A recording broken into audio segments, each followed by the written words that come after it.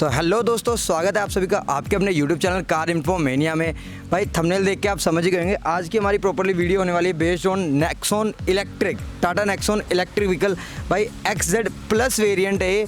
Owner Anil Yadav ji भाई हमारे साथ हैं, आज इनसे अच्छे से बात करेंगे। सबसे पहले आपको एक चीज़ क्लियर करना चाहूँगा, ये जो प्रॉपर वीडियो होने वाली है ये कम्प्लीटली जो ओनर का बाइंग एक्सपीरियंस से लेके और आज तक जो इनका ड्राइविंग एक्सपीरियंस है, अराउंड 7000 किलोमीटर ये रन कर चुके हैं, उसके बारे में बात होगी। किस तरह से इनका खरीदने का प्लान बना, क्यों इन्होंने इलेक्ट्रिक पे शिफ्ट किया। सबसे पहले बताना चाहूँगा, जो अनिल यादव जी भाई साहब की ये पहली गाड़ी है, मतलब इससे पहले इन्होंने कोई गाड़ी मतलब इनके पास नहीं थी, पहली गाड़ी इन्होंने इलेक्ट्रिक ली।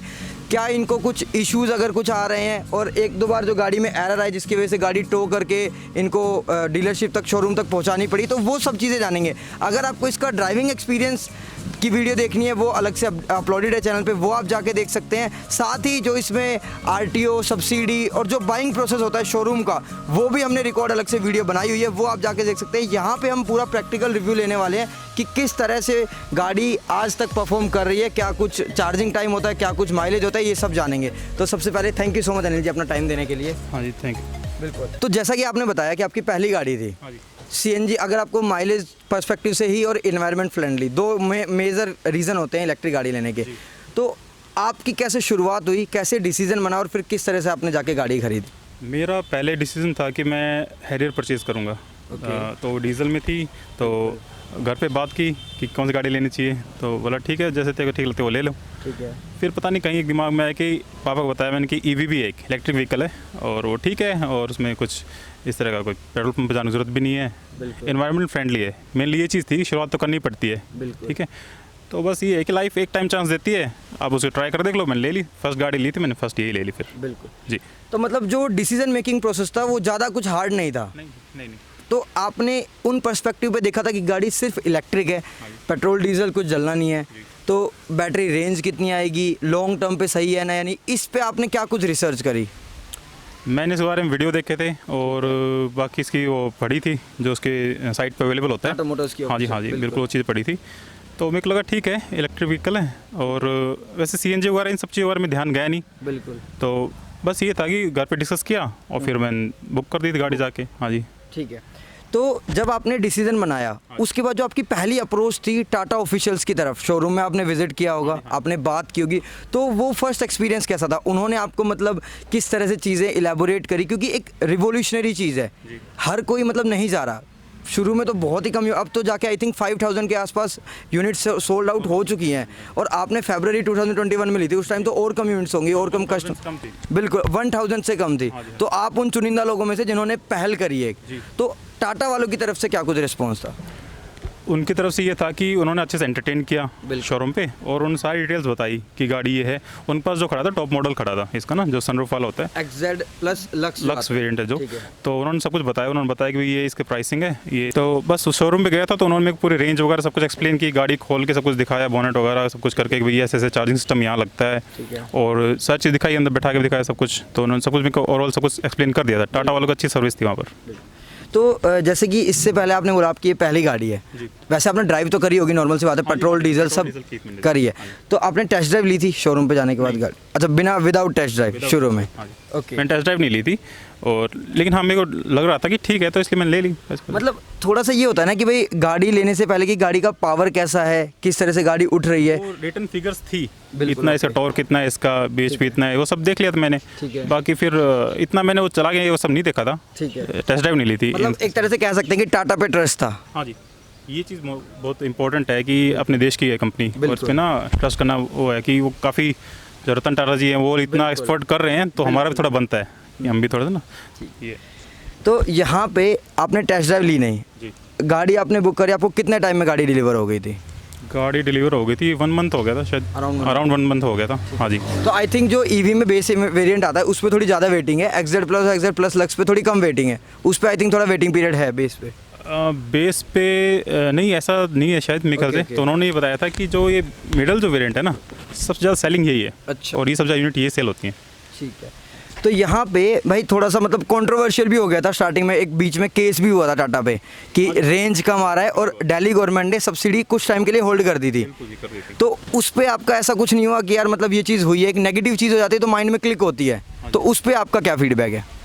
फीडबैक तो ये है कि एक्चुअली जब वो आए ना उस तरह की न्यूज़ आई थी, हाँ, हाँ। तो वो मेरे जो थे पेपर्स थे वो प्रोसेसिंग जा चुके थे, अच्छा, अच्छा। तो वो अकाउंट में आ गए थे मेरे तो। ओके ओके मतलब सब्सिडी रिसीव हो चुकी थी और गाड़ी आपने फाइनल कर ही ली थी बिल्कुल।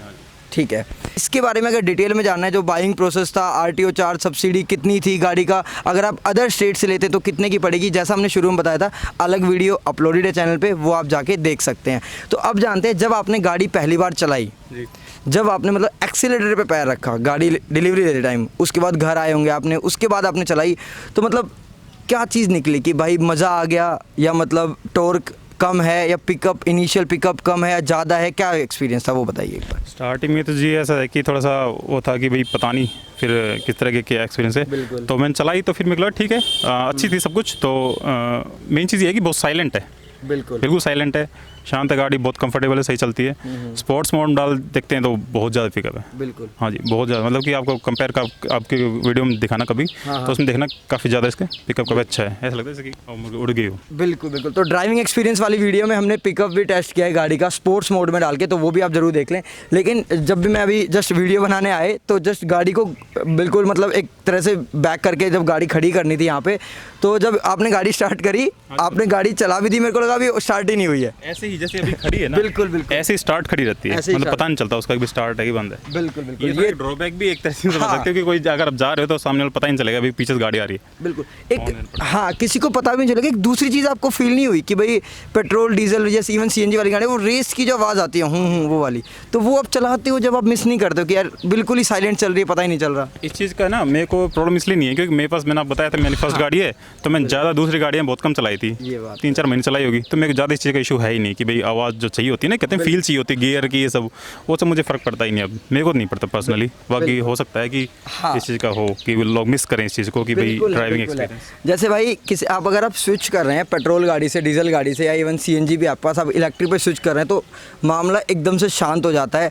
आपको ऐसा लगेगा आप घर पे अपने सोफ़ा पे बैठे हुए हैं चलाते वक्त। अब गाड़ी के बारे में अगर थोड़ा बताऊं तो भाई इसमें 30.2 किलोवाट की बैटरी आती है, जो इसकी बैटरी है। अभी टिगोर ईवी भी आ रही है तो उसमें अराउंड 26 किलोवाट की बैटरी आ रही है, उसके बारे में बाद में बात करेंगे।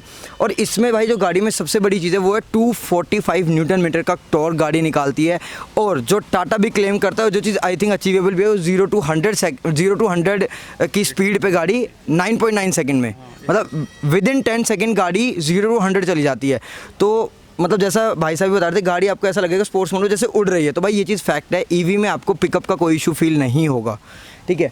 तो अब बात करते हैं गाड़ी की चार्जिंग का, कि कितना कुछ टाइम लगता है रेगुलर चार्जिंग में और क्या कुछ डिफरेंस है फास्ट चार्जिंग में, और क्या कॉस्टिंग पड़ती है चार्ज करने पे।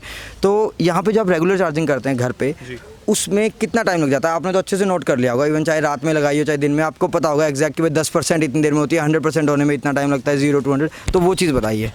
देखो ऐसा है सिंपल मोटा मोटा इस तरह से कि 1 घंटे में 10% चार्ज होती है, ठीक है, और 3 यूनिट लेती है 10% में। 10% में 3 यूनिट जो इलेक्ट्रिसिटी की आती है, ठीक है।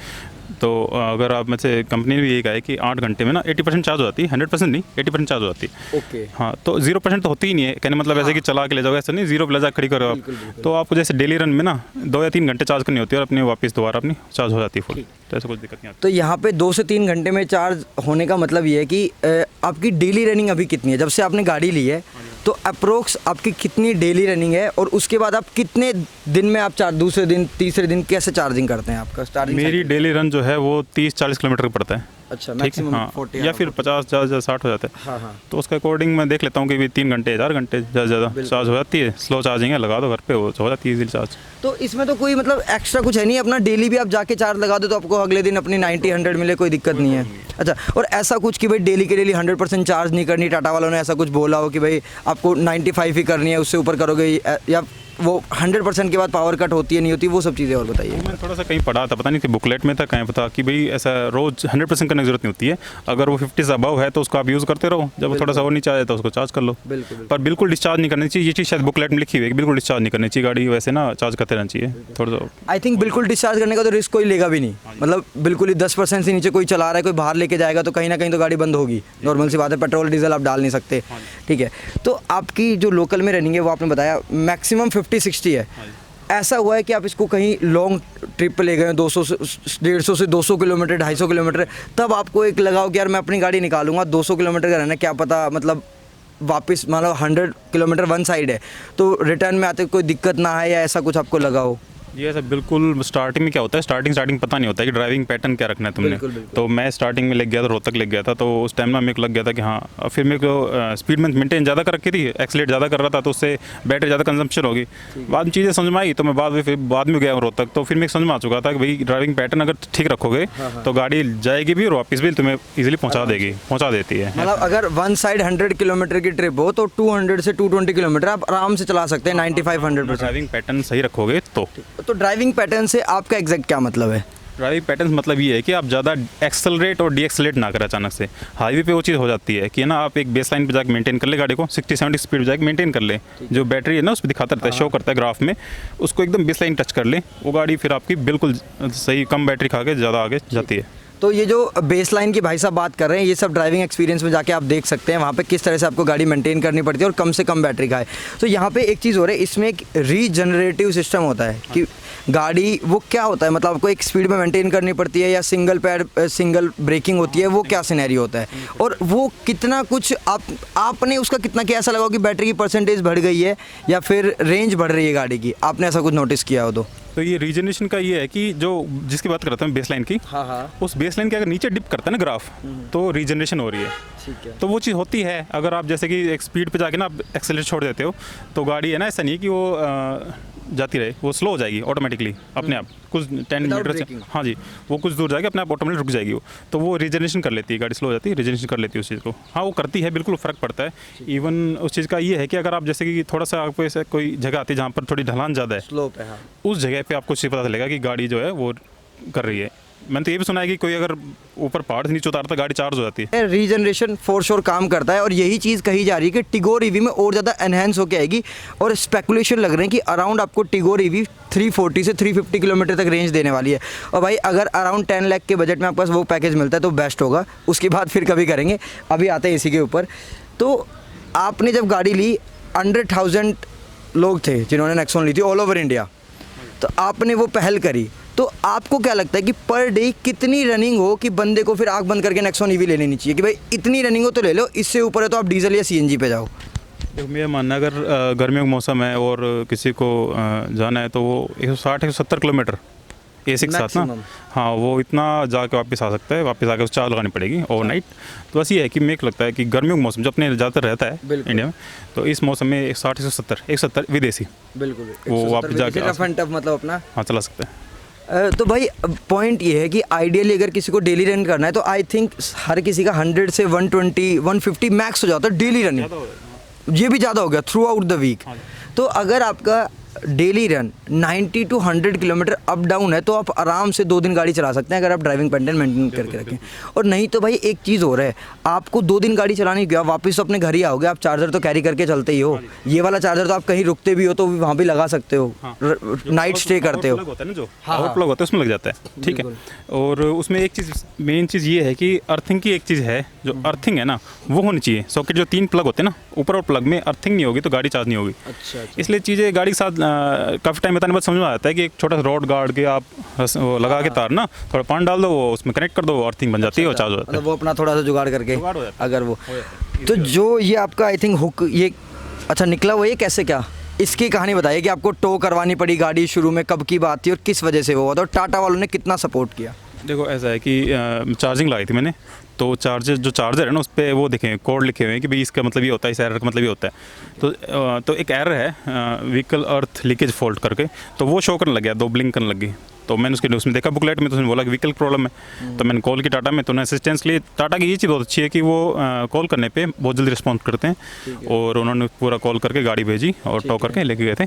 तो वहाँ पर जाकर पता चला था कि भाई वो कुछ थोड़ी इंटरनल प्रॉब्लम जो भी थी तो उन्होंने कर दी थी उसको, जैसे हाँ वो हाँ वैसे वो उनसे अगर पूछते हैं तो वो बता भी देते हैं। पर्सनली अगर किसी करना हो तो बोनट ओपन करके एक वो नेगेटिव टर्मिनल हटाना है, थोड़ी देख लिए, दोबारा लगा दो तो और चीज़ हो जाती है ओके। पर ये चीज़ मैंने वहाँ पर और ओनर्स थे जो ईवी सर्विस कराने आए थे, उनसे पूछा था तो उनकी गाड़ी में नहीं थी। तो ऐसा नहीं है कि सभी गाड़ियों में चीज़ प्रॉब्लम आ रही है, किसी बाई चांस किसी को, मैंने किसी से नहीं सुना ये चीज़, ना मैंने कोई यूट्यूब पे वीडियो देखी इस तरह की किसी में प्रॉब्लम आ रही हो। तो बस ठीक है, मेरे साथ थी ये चीज़, तो वो चीज़ मैं करा। आई थिंक उसके बाद दोबारा हुई भी नहीं होगी कभी ऐसा कुछ, जब आपको पता चल गया। हाँ जी। तो कोई भी नई चीज़ होती है शुरू में थोड़ी दिक्कत आती है, और इवन जैसा आपने बताया कि आपकी पहली ही गाड़ी थी और वो भी इलेक्ट्रिक, तो मतलब कभी कभी चीज़ें चल जाती हैं, ठीक है। स्टार्टिंग में थोड़ा लगता है, लेकिन वो विद टाइम ना आपको चीज़ अंडरस्टैंड हो जाती है कि ये ऐसे है, ये सिस्टम ऐसे है, आइडिया लग जाता है आपको चीज़ों का। तो जैसे आपने बताया कि टाटा का जो कॉल सपोर्ट है और जो रोड साइड असिस्टेंस है वो टो करके गाड़ी ले गए, वो काफ़ी अच्छा है। तो यहाँ पे लोगों को डर रहता है एक्चुअल में कि भाई गाड़ी कहीं बंद हो जाए, मान लो बैटरी ड्रेन हो गई, पता नहीं चला, 10% से भी नीचे चली गई, गाड़ी बंद हो गई, तो वहाँ पे वो डायरेक्टली कॉल करके उनको बुला सकते हैं, वो चार्ज करके या जैसे भी है वो प्रोवाइड करते ये चीज़ है कि टाटा जो है वो इस चीज़ को बहुत जल्दी एक्शन लेते हैं इस चीज़ के ऊपर। बाकी ये चीज़ तो मैंने यहाँ पर नहीं देखी अपने नॉर्थ में, तो कि भाई वो गाड़ी जो चार्जिंग अलग से आती है ना, जो चार्ज कर जाती है, वो सिस्टम तो महाराष्ट्र में सुना है। अच्छा, बाकी एक चीज़ ये है कि वो लोग डायरेक्टली ना आपकी बात करवा देते हैं, जो टेक्निकल स्टाफ होता है उससे, तो वो आपको बता देते हैं जो है ना ट्रबल शूटिंग जो है ना किस तरह क्या कर सकते हो, वो आपको ऑन द स्पॉट ही बता देते हैं कि आप ऐसे कर लो। ठीक है। तो आपकी इतना मतलब आप एटलीस्ट अपने हाँ, स्पोर्ट्स तक उन्होंने पहुंच जैसे एक बार क्या हुआ था कि एरर पता नहीं कौन सी आ गई थी स्क्रीन पे, मैंने बोला कि कॉल करके भाई ऐसे ऐसे हो गया, तो टेक्निकल टीम ने बताया कि चाबी लेके बाहर निकलो और फिर अंदर घुस जाओ, फिर वो अंदर आया तो ओके हो गई वो चीज़। मतलब स्विच ऑफ करके ऑन कर दो एक तरह से। इस तरह का था, फिर वो होगी Bluetooth की रेंज से बाहर जा- हाँ, हाँ। अंदर आया तो हो गई थी वो चीज़। ठीक है, तो वो बता देते हैं, टेक्निकल टीम से बात करवा देते हैं वो डायरेक्टली। तो यहाँ पे मेरे पास भी खुद टाटा अल्ट्रोज है, जैसा आप सभी को पता है। टाटा का जो सर्विस वाला जुगाड़ है ना, मतलब जो सर्विस वर्कशॉप होती है, वहाँ का एक्सपीरियंस लोगों का इतना अच्छा नहीं है, कि लोग थोड़े कम पोलाइट होते हैं और थोड़ा मतलब इंफ्रास्ट्रक्चर इतना अच्छा नहीं होता। लेकिन भाई इलेक्ट्रिक व्हीकल में पूरा सपोर्ट किया जा रहा है, RSA हमेशा अवेलेबल रहता है, टेक्निकल टीम हमेशा अवेलेबल रहती है।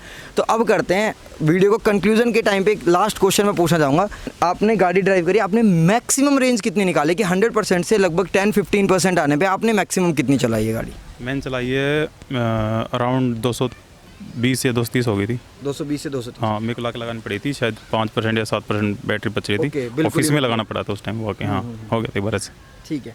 तो ये भी आई थिंक फरवरी के बाद है, तब भी AC पे गाड़ी थोड़ी बहुत चल गई होगी फरवरी एंड मार्च की।